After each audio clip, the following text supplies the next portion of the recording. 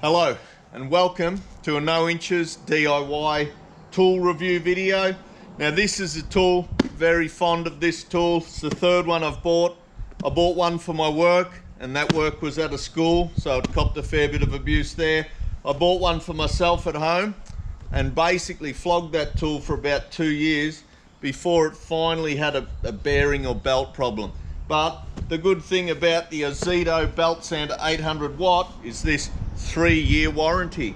So I kept my receipt, kept my box, and I was able to take it back to and swap it straight out for a new one. So let's see what's inside the box.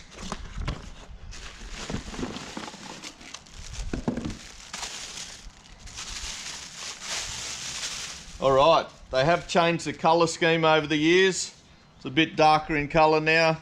You've got this thing here which spring-loaded the 2 rollers so you can get the belts on and off. They've provided me here with a white dove, all made in China, belt that just locks down like that.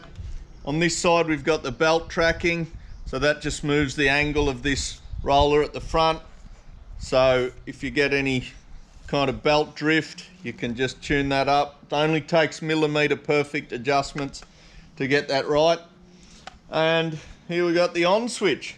It's basically all you need to know. It does come also with this.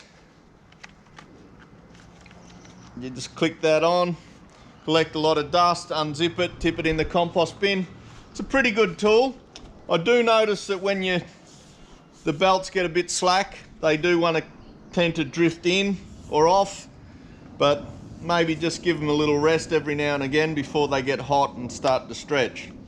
Very good tool, takes a lot of abuse, and if it does give up within 3 years, take your receipt back to and get a new one.